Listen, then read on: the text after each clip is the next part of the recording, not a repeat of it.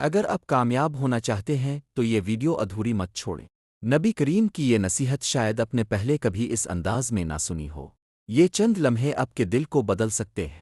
آخر تک دیکھیں، کیونکہ یہ ایک ایسی نصیحت ہے جو ہر مسلمان کو جاننا ضروری ہے۔ حدیث ہمیں شکر گزاری کی عظیم صفت سکھاتی ہے۔ اسلام ہمیں یہ درس دیتا ہے کہ جو شخص لوگوں کی چھوٹی چھوٹی مہربانیوں اور احسانات کی قدر کرتا ہے وہ درحقیقت اللہ تعالیٰ کی نعمتوں کی بھی قدر کرنے والا ہوتا ہے، کیونکہ ہر بھلائی اور آسانی اصل میں اللہ کی طرف سے ہوتی ہے، اور بعض اوقات اللہ اپنی نعمتیں لوگوں کے ذریعے ہم تک پہنچاتا ہے۔ شکر گزاری صرف زبان سے شکریہ کہنے کا نام نہیں، بلکہ دل سے احسان کو محسوس کرنا، اس کی قدر کرنا اور اچھے انداز میں اس کا جواب دینا بھی شکر ہے۔ جب ہم دوسروں کی مہربانی کو یاد رکھتے ہیں اور ان کا شکریہ ادا کرتے ہیں تو محبت بڑھتی ہے، دل قریب ہوتے ہیں اور معاشرے میں خیر پھیلتی ہے۔ ناشکری دل کو سخت کر دیتی ہے، جبکہ شکر گزاری دل میں سکون، عاجزی اور محبت پیدا کرتی ہے۔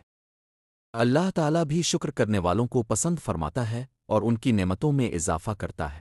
سبق: جو بندہ لوگوں کا شکر گزار ہوتا ہے، اللہ تعالیٰ اس پر اپنی نعمتوں کے دروازے مزید کھول دیتا ہے۔